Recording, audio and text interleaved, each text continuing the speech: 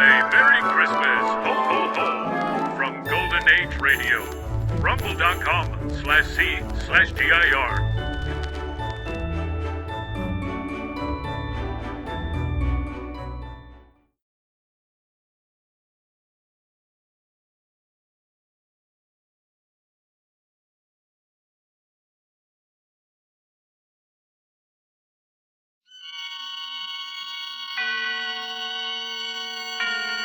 Autolite and its 96,000 dealers present Suspense.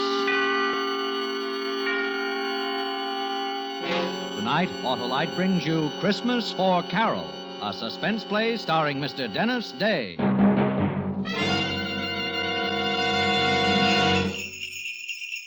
Hey, Hap. Well, hello, Santa. Why, it's Wilcox. Now, what are you doing in that costume, Harlow? Going to a Christmas party, Hap. Oh, what's in the sack? Why, a load of merry motoring. In this box, I've got smoother performance, you see? Ignition-engineered Autolite spark plugs. Sure, and when you replace worn-out spark plugs with these new Bantam beauties, your car will perform smoother than Santa skidding down a slippery chimney. And what's in this box, Harlow? Fast starts, Hap. Well, these are ignition-engineered Autolite spark plugs, too. You bet. And they're unmatched for quick starts because they're designed by the same Autolite engineers who designed the coil, distributor, and all the other important parts of the complete ignition system for many leading makes of our finest cars. That's why ignition-engineered Autolite spark plugs work as a team with your car's ignition system. And that's why they're world-famous for quality and dependability. And I suppose you're giving gas savings in the third box, eh, Harlow? You guessed it, Hap. So, friends, have your Autolite spark plug dealer replace worn-out spark plugs with ignition-engineered Autolite spark plugs. Choose either the standard or resistor type. And remember, you're always right with Autolite. And now, with Christmas for Carole and the performance of Dennis Day, Autolite hopes once again to keep you in suspense.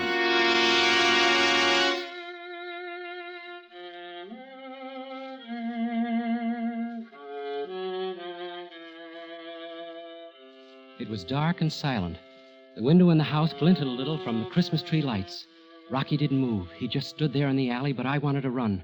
Fast, get away and put it behind me. Just a second. We got the money, Rocky. What are we hanging around for? Come on, let's get out of here. I said we wait for the old couple to get back. What for? Why take chances now? We got some money. How do we know it's all of it? Maybe they split it and put it in two places. We'll wait here and watch for them when they come in. They'll tip it. It was $8,000. That's what he withdrew. You asked for this, kid. Now do as you're told. We wait.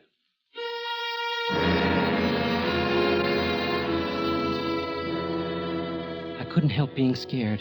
This was my first job, my first and last. I just wanted that money. I wanted it fast and short, and I wanted to run away from it and forget it. A one shot. That's why I got hold of Rocky Perea. Lucky. I had to be lucky just this once.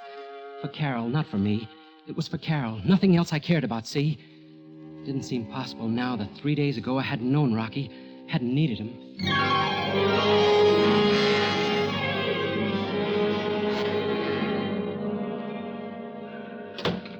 What is it, Doctor? How about the baby? Your wife must remain in bed. Serious? No, not serious, but she's got to stay flat on her back. A nurse. You should have a nurse with her all the time. Oh, but it's 2 months away, Doctor. It's just a question of keeping her relaxed and quiet, not letting her do any work around the house, lift things, or even walk. Okay, Doctor. And she'll be all right? There's one other thing. She was quite worried when I told her about the nurse. I got the feeling she's well afraid to have the baby. Afraid? Not for herself. I can't put my finger on it, but it's having a detrimental effect on her condition, and I know what it is, Doctor. Money. Oh, I see. Well, it might not be easy finding a nurse. Only 4 days till Christmas. I'll get one, Doctor. Thanks. I'll call you this evening. Yeah. Thanks again, Doctor.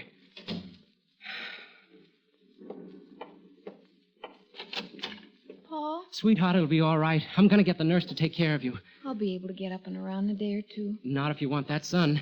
The doc said everything will be all right if you take it easy, and you're going to take it easy. But a nurse... Look, I've got to get back to the bank. I'm only on my lunch hour, sweetheart. I'll make a few calls from there, and tonight we'll pick out the nurse. How much do they charge? What's the difference? How much, Paul? It's a lot of money, I know. 50, 60 a week. We'll make out all right now. There's nothing to worry about. Oh, Paul. was going to be a happy Christmas. Now, Yeah, a happy Christmas in this dump. it's funny, Paul. $50 a week for a nurse. For another 2 months. It's funny. You make $48.50 at the bank. We'll have to pay the nurse more money than you earn.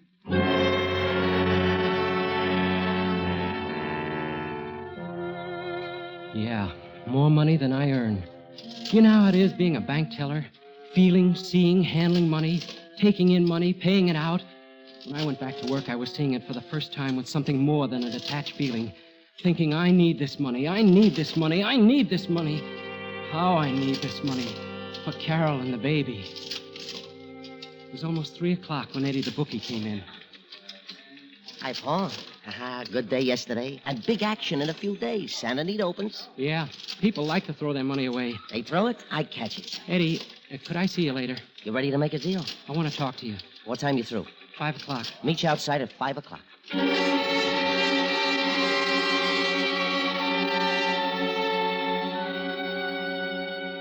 Eddie Garth, bookie. He quit school in the 7th grade. I held out and went through college. And all these years he's tried to get me to go in with him, to run his office, do the bookwork. He was waiting for me when I finished work. We went to a coffee shop and sat down. And all around us, the loudspeakers reminding me what a happy Christmas it was. How's Carole, Paul? Not so good, Eddie. That's what I want to talk to you about. Nah, no more loans, Paul. You need money? Come with me. Don't you ever give up. What's so good at the bank? $25 for a Christmas bonus? Look, Eddie. Come in with me now. With Santa Anita opening. I could work the outside, get new accounts. Eddie. And I'll give you 10% of those accounts, Paul. But I won't lend you the money. I'd be a sucker to lend it to you. I'll give it to you if you come in, but I won't lend you anymore. Okay, Eddie. Forget it. I'll get it some other way. I don't get it. What's wrong with my deal? Look, Eddie, how many times have you been rousted by the Vice Squad? Plenty. Well, And every what's that time they book you and they fingerprint you and take your picture. So what? They never have anything on me. It's on your record, Eddie, as long as you live. Ah, Sure, I need money. Maybe I'm getting close to the time when I'm not too choosy about the way I get it. But it won't be your way. what are you talking about? If I ever break the law, it's going to be with the right guy and it's going to be the right job. Are you dreaming, Paul? You'll still be in that cage 10 years from now. I'd hit and run. One job with enough out of it to make it worthwhile. That's the way to be, Eddie. A one shot. There is no such thing, Paul. You do something like that, you're stuck in it. And you're worse off than if you came with me. Think about it, Paul.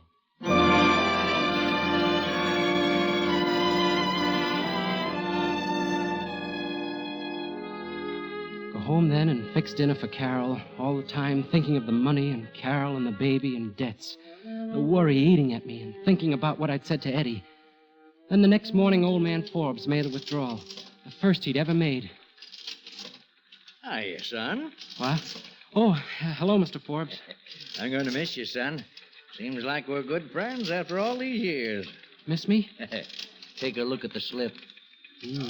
That's a lot of money. 12 years hard work. That's what that money means. But you're taking it all out? Yeah. And I quit my job today. Quit your job? Ada and me, we've been waiting a long time for this Christmas. We're moving out of the city. Oh? We've had our eye on a little farm. Now we can buy it. Even got the papers drawn up. Then you're leaving right away? About a week. But Ada don't know yet. I'm going to surprise her. Kind of a Christmas present. But it's not safe to keep so much cash on you, especially I if... got a perfect place to hide it, son. No one would think to look there. Besides, I figure I've worked too hard and too long to lose it now. Oh, no, son, it wouldn't happen. Wouldn't seem right somehow.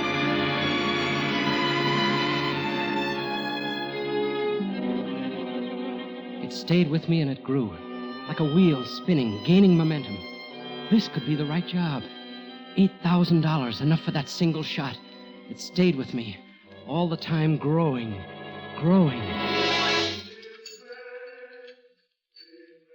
Yeah, lunch is on me, Paul. If you change your mind. No, I called you, Eddie, because I need your help. What kind of help? Well, you can arrange for me to talk to someone. Maybe. Who is it? Rocky Perea. Rocky Perea? Are you kidding? You picked yourself the right guy, all right. The cops don't even know what he looks like. They never mugged him or printed him. Yes, Eddie, that's right. You're crazy, I tell you. 1 million people want to talk to Rocky Perea, including the cops. No, Paul, I can't touch it. You can, Eddie, if you wanted to bad enough. Please, Eddie. All right. I'll see what I can do. Maybe I do know someone. And, Eddie, it's got to be soon. You know you'll be taking a chance. It better be good. It is, Eddie. Good enough to take the chance for.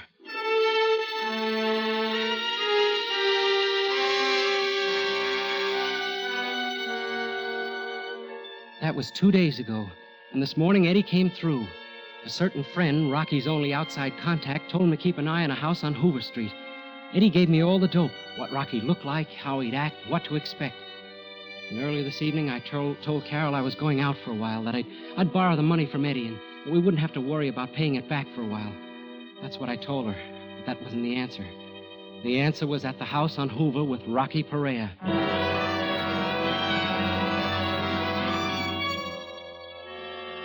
I waited there, hidden in the dark corner behind the incinerator. I kept thinking, making excuses. It wasn't up to me anymore. There wasn't any other choice. I needed money desperately. I needed help to get the money. I waited more than an hour, and then I heard footsteps come up the alley. He stopped before the open patch of light, just like Eddie told me. He was careful, very careful, making sure no one was staking him. I took a deep breath and hitched my weight forward. He was going to cut across the open for the back door. I remember thinking, now, do it for Carole, for the rotten, miserable Christmas. Do it now. Rocky! He froze for a split second, and almost faster than I could see, he ducked into a shadow and spun around. The street light didn't touch him. It glinted on something metallic in his hand, and even from where I was standing, I could see he had a gun pointed at me.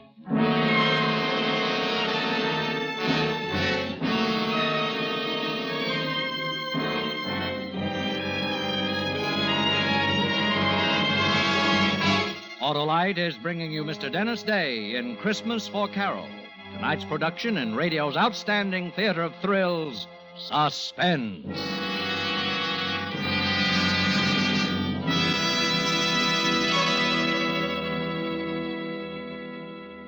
Say, Hap, are you going to the in-laws for Christmas? Yes, Harlow. Oh, it's rough. No, they're okay. Oh, I mean rough trip, unless you've replaced worn-out spark plugs with ignition-engineered Autolite spark plugs. They give your car sensationally smooth performance. I've heard of them, Harlow. Well, then you must know that they're designed by the same Autolite engineers who design complete ignition systems, used as original factory equipment on many leading makes of our finest cars. That's why ignition-engineered Autolite spark plugs work perfectly with your car's complete ignition system. The folks really treat us right. You mean the Autolite spark plug dealers, eh, Hap? Well, they'll replace worn-out spark plugs with ignition-engineered Autolite spark plugs for smoother performance, quick starts, gas savings. After we visit them, we always find... Find what, Hap? that you're always right with Autolite, Harlow. And now, Autolite brings back to our Hollywood soundstage Mr. Dennis Day in Elliot Lewis's production of Christmas for Carole, a tale well calculated to keep you in suspense.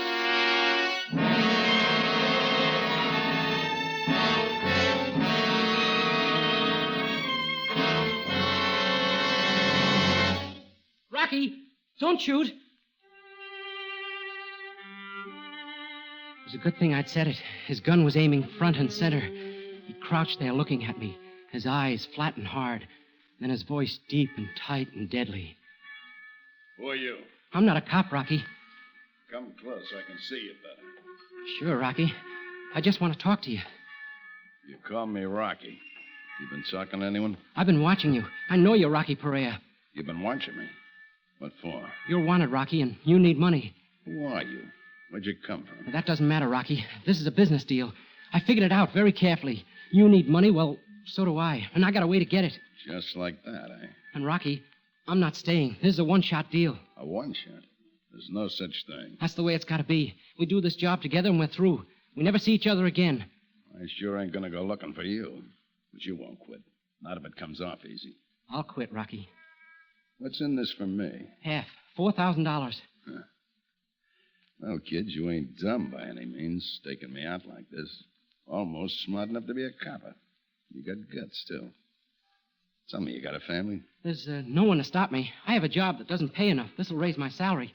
You want this one haul, then it's back to your job, eh? Yeah. Is it a deal? What's the job? I have a car. I'll tell you on the way. If you go for it, okay. If not, we forget the whole thing. Okay, kid. I'll listen to it. Let's go driving.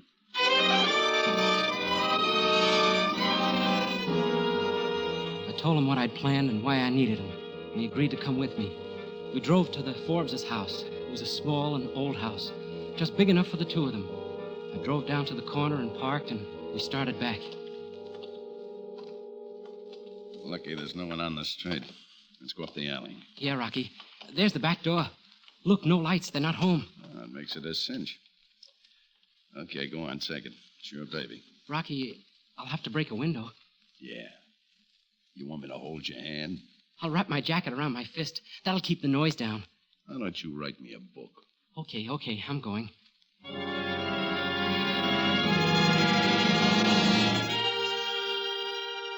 I was lucky. The side of the house was hidden from the street by a big tree, and there was light to see with from the Christmas tree in the living room. I wrapped the jacket around my knuckles, and with a short, sharp jab, broke through the window. It sounded like a cannon. The street being so quiet before, I was scared it would rouse the whole neighborhood. But like I said, I was lucky. I scrambled up the sill and dropped into the living room. I was pretty clumsy. I pulled out drawers, looked behind pictures, under cushions. I went in the kitchen and poked around the cabinets. I looked in the cookie jar, and I found a rolled-up wad of bills.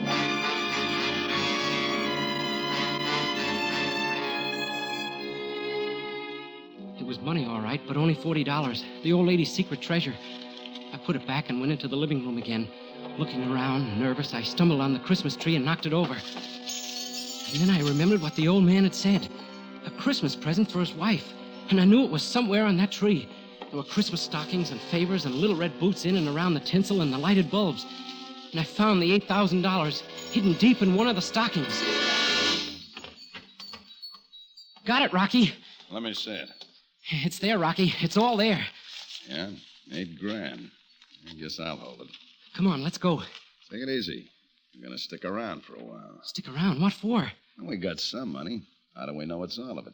Maybe they split it and put it in two places. We'll wait here and watch when they come in. They'll tip it. It was $8,000. That's what he withdrew. You asked for this, kid. Now do as you're told. We'll wait. I couldn't help being scared. My first job. My first and last. A one-shot. I wanted to get away fast, run, and put it behind me. But Rocky just stood there, like he didn't have a worry in the world. Listen, kid. They're ringing for us. They're wishing us a Merry Christmas. Wait. There they are. They're unlocking the door. You know, Harvey, the Christmas services were so beautiful. Sure were. This year in particular. Harvey, Huh? look, the tree. Someone's been in here, a burglar. Burglar? Oh, my cookie jar. I've got my house money hidden there.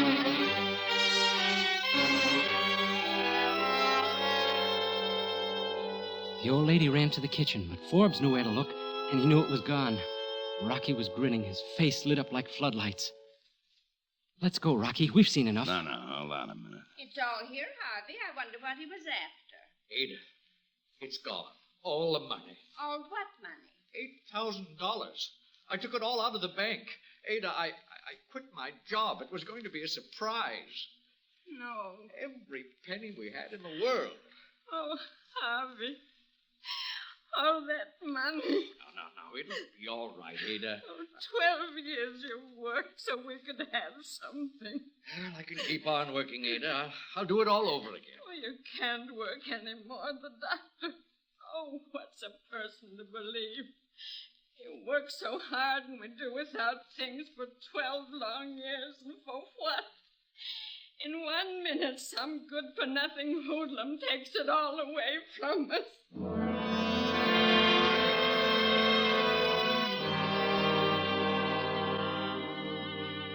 I looked at Rocky standing there next to me, his face split by that grin.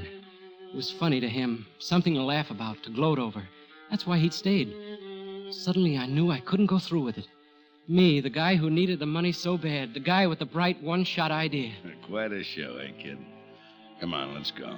He moved off a few steps, but I just stood there, knowing what I was going to do. Come on, I said. Let's go. Knowing what I was going to do. No, No, Rocky, we're not going. Huh? I said we're not going, and neither is the money. What's that? Don't, Rocky. I've got a gun, too. What's got into you? I'm going to give that money back, Rocky. I can't stomach this. Give it back. You're crazy. No, Rocky. I just didn't see deep enough. Old people like this. This was your idea. I ain't responsible for it. I know, Rocky, but I can make it right. Suppose I don't give you the money. Then I'll kill you, Rocky. Okay, kid. You got the gun.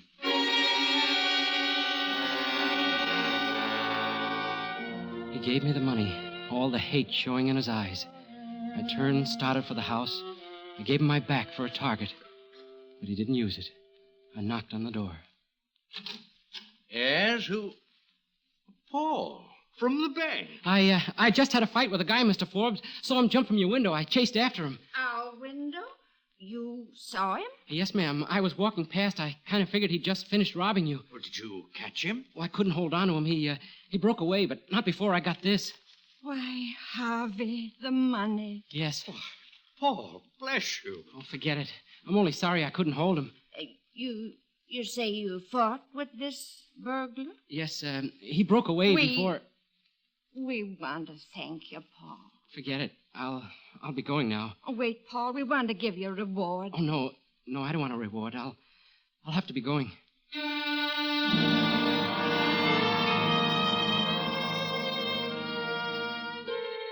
I stopped there on the porch for a minute, afraid to go back to Rocky. Suddenly terribly afraid of what he'd do to me. The old couple was still talking, loud, like old people do. Yes, it all happened so fast. I'll always wonder about that boy. What made him bring the money back? He's honest, Ada. I know him from the bank. Oh, fiddlesticks, Harvey. He didn't fight with anyone. What do you mean, Ada? Well, his clothes, why, the whole story he told us.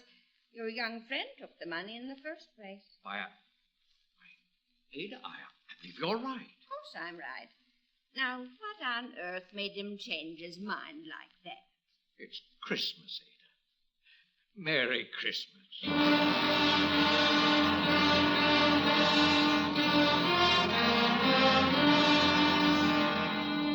She'd known. The old lady had known all along. And it didn't make any difference. Why, she'd even offered to give me a reward. Suddenly I felt something strange, like being clean inside. Like being able to see something that wasn't there before. And the tightness, the fear eased a little. Now, let's go, kid. The car.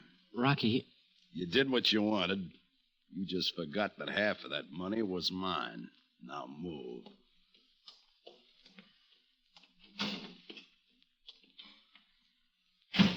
Get it moving.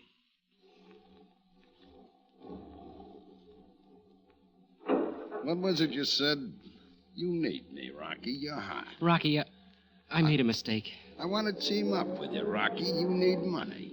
I got away. I was wrong. Maybe the next job you won't get soft in the head. There's not going to be a next one, Rocky. I'm through. Through? You think I spent Christmas Eve with you because I like you? I'm out $4,000. I'm sorry, Rocky, but there's not going to be a next time. You think so, huh? Stop the car. All right. But I'll never see it different, Rocky. I found out tonight. If it's not these old people, then it's someone else taking it just as hard. You sure? You sure it's not Christmas doing this? I'm sure. It's not for me, Rocky. Huh. You know, I'm kind of glad it turned out this way. You're what? Well, you're through, ain't you? You're going back to your job. Yeah, Rocky, sure. Good. And I figured it right. What? I didn't think you'd go through with it. Say, wait a minute. Yeah? You're not Rocky Perea. I said you were a smart kid. But the way you acted, so careful, sneaking in the alley and... Say, who are you? Weissman's the name. Police Lieutenant Richard Weissman, Gangster Squad. You're a cop? But where's Rocky? We picked him up this afternoon, kid. He had a couple of guys working with him, and I thought maybe you were one of them. Now I know different. A cop? I don't expect I'll run into you again, kid. So take care of yourself. And Merry Christmas.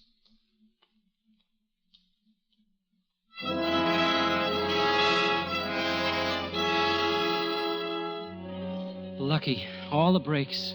But I was no better off than this morning. There was still money, 2 months paying the nurse. There was still the worry for Carol. Oh, Mr. Shane, we've been expecting you. Congratulations. Doctor, what's the matter? Why? Oh, nothing's wrong. Quite the contrary. Your wife just had a baby. Baby? Carol? Oh, she's perfectly all right. So is your daughter. Carol. Oh, Carol, darling. Are you all right? Hello, sweetheart. I'm fine. Carol, is... We won't have to borrow the money now, Paul. It's turned out for the best after all. Oh, darling. And it always will, my dear. We have so much, you and I. We have each other. And now we've got a daughter. A fine, healthy little girl. The rest will come, Paul. Let's live the day we have. Your little girl's over there, Paul. Tell her we're very, very happy she's in the family. And wish her a Merry Christmas.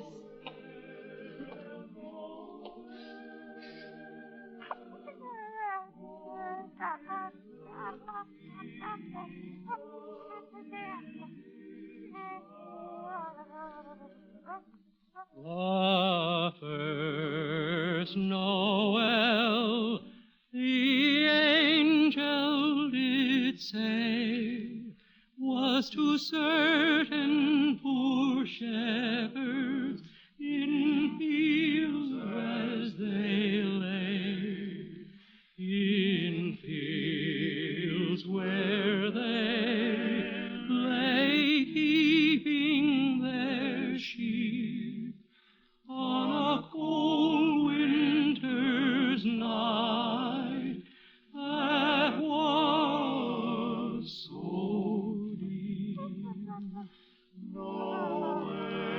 Look, Carol, look. She's smiling.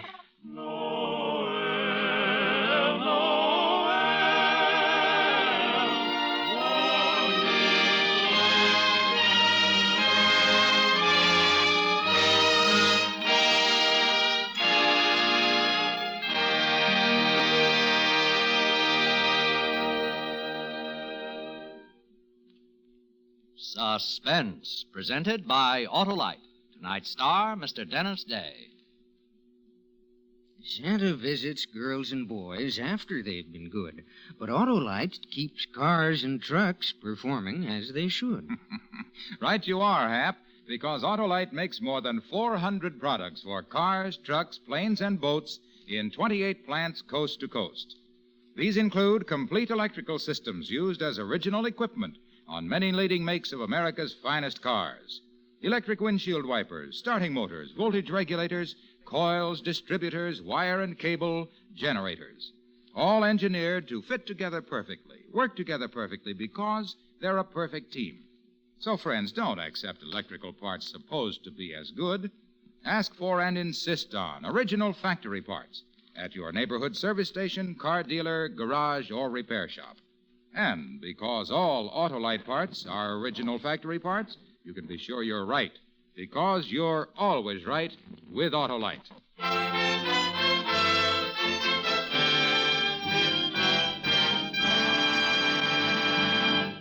Next week on Suspense, Mr. Cornell Wilde, a star of A Ring for Maria. And in weeks to come, you will hear such famous stars as Mickey Rooney, Ginger Rogers, Eve Arden, and Ezio Pinza, all appearing in tales well calculated to keep you in suspense.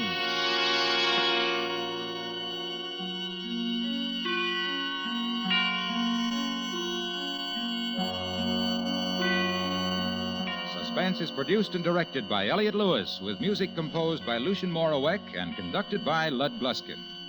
Christmas for Carol was written for Suspense by David Friedman. Dennis Day appears through arrangement with Colgate-Palmolive Peat Company and may be heard on his own program, A Day in the Life of Dennis Day. And remember, next week on Suspense, Mr. Cornell Wilde in A Ring for Maria.